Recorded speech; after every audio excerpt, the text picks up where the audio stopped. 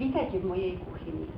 Dnes vám chcem ponúknuť jeden recept na prípravu zelenej strukovej fazulky, ktorý som nazvala zapečené fazulkové pyré. Čo budeme potrebovať?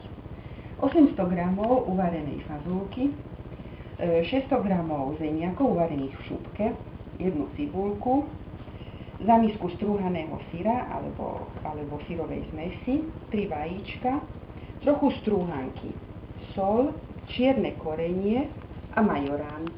Cibulku nakrájame na drobno a posmažíme ju trochu na troche oleja a pridáme aj fazulku a spolu ich podusíme takých 5 minút. Medzi tým pretlačíme zemiaky.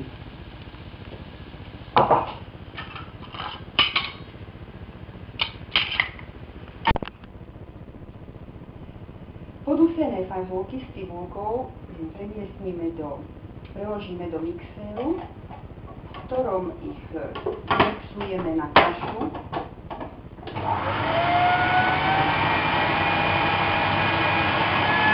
A pridáme aj 3 vajíčka.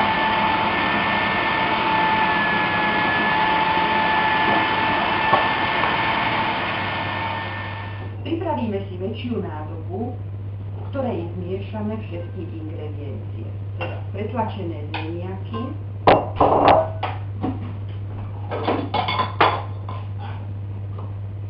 fazulky vymixované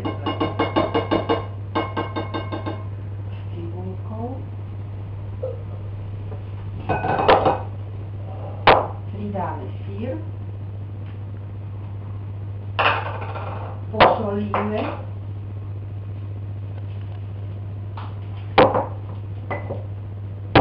pokoreníme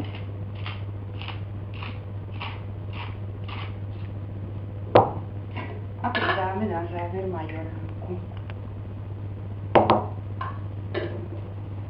Toto všetko dobre premiešame. Pripravenú zmes presunieme na maslom vymastený plech posypaný strúhankou.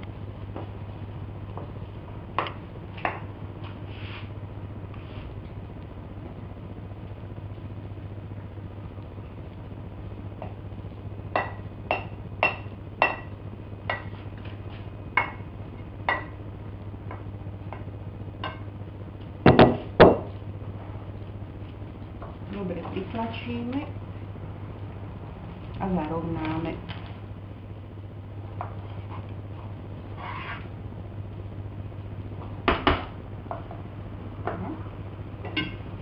Posypeme celý povrch strúhankou.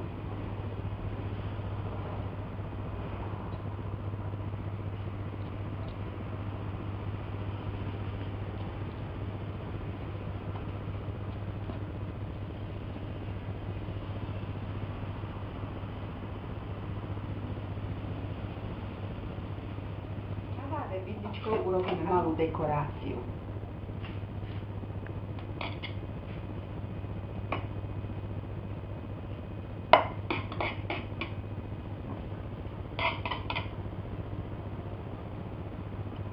Tak, polejeme olejom.